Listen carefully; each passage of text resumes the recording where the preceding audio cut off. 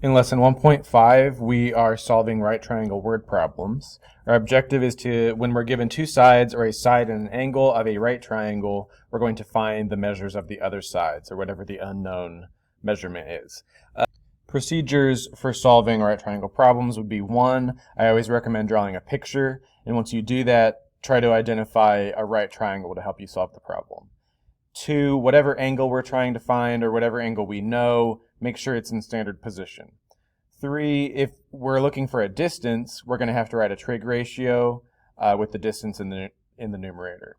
Four, if we're looking for an angle, we're going to have to find the measure of the angle using the two given sides, and we'll have to use inverses. So example one, I'll just kind of read through it, copy it down. Suppose you have been assigned the job of measuring the height of a local water tower. Climbing makes you dizzy, so you decide to do the whole job at ground level, from a point 47.3 meters from the base of the tower.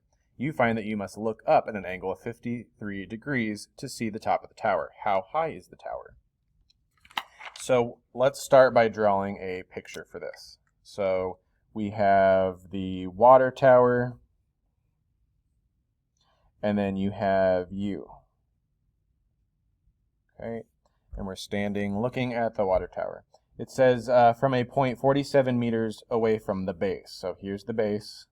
We're 47.3 meters away. So that would be this distance here. So that's your ground distance. It says you look up at an angle of 53 degrees. So this is called your angle of elevation. Because they don't give us your height, we're just going to assume that it goes from the ground. But if they did talk about the person's height, you would want it to come from their eyesight, not from their feet. But they're saying that this angle is 53 degrees. And that's the angle of elevation. An angle of elevation goes from a horizontal line up. Then we want to know how high is the tower. So we're wanting to know this distance, which I'll call x. So here we have this right triangle. So this is step one that we talked about. Draw a picture, label a right triangle. My angle is in standard position. So we've got an x-axis, we've got a y-axis. We're able to measure the rotation. And then here we're looking for a distance. So we're going to do a trig ratio. So I have an angle, I have the opposite side, and I have the adjacent side. So which trig function would that be? So sine, cosine, or tangent. In this case, opposite over adjacent is tangent. So we're going to do tangent of the angle equals the opposite side over the adjacent side. Okay, and then we want to solve for x. So we're going to isolate our variable by multiplying 47.3 to the other side.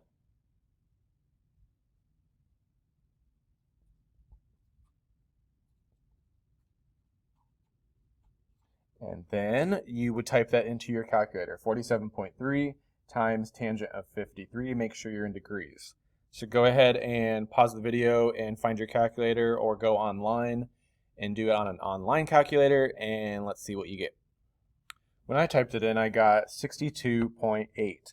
And then look at your problem. We're talking about meters. So we're talking about the tower is 62.8 meters tall. And just kind of think if that would make sense to you. So 62 meters, that sounds like a good height. We're 47.3 meters away. So this seems to make sense in the context of the problem. So that's what I would go with. Example 2. A ship is passing through the Strait of Gibraltar. At its closest point of approach, Gibraltar radar determines that it is 2,400 meters away. Later, the radar determines that it is 2,650 meters away. A. By what angle theta did the ship's bearing from Gibraltar change? B. How far did the ship travel between the two observations? So let's start by drawing a picture. Okay, so we have the Strait of Gibraltar, and we've got this radar system, okay, on it. And we have a ship that is sailing past it. So let's say, or it says at its closest approach. So whenever they say closest approach, that means it is a straight line distance, 90-degree angle. right? So straight 90 degrees from it would be, and it says 2,400 meters away. So I'm going to label that line, that distance. Now the ship, we're assuming, is traveling this way. Okay, so when later, where is it going to be? It's going to be over here. Okay, so now we have the boat over here.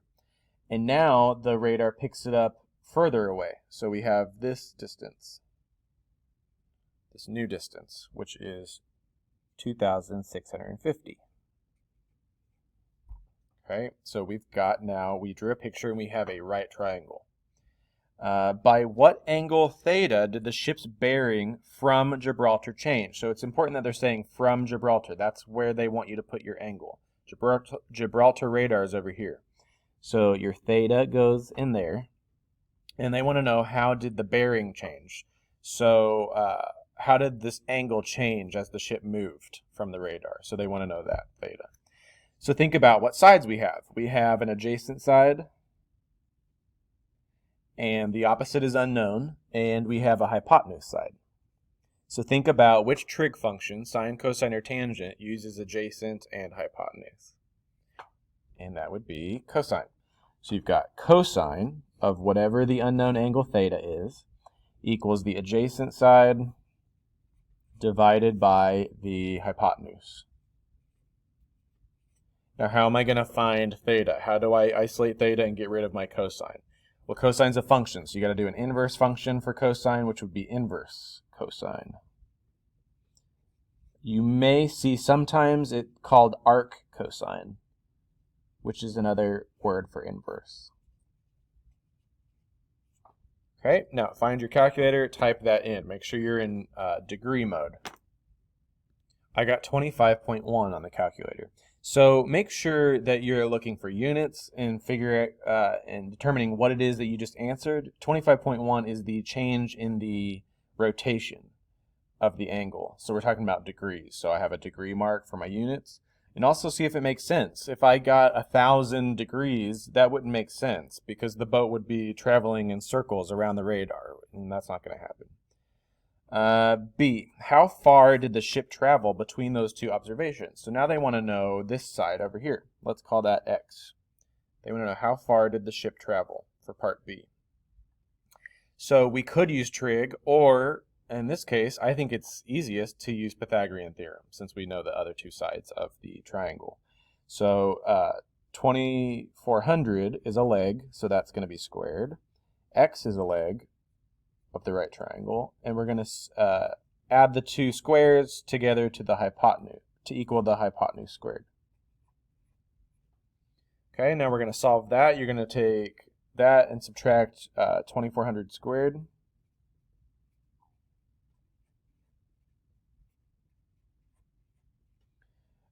Then whatever that is, you'll take the square root of both sides to get x. Go ahead and type that into a calculator. Let's see what we get. Okay, and my calculator is giving me 1,123.6. Now let's see first what units. We're talking about distance, and in this case they talk about meters. So we've got meters. And does it make sense? So we're talking about a boat that's traveling great distances. It's really far away from the radar, 2,400 meters. So this large number makes sense in the context of the problem. And also, we need to remember that the legs are smaller than the hypotenuse. So that's another way to check. It needs to be less than 2,650, which it is. So I would think that my answer is correct.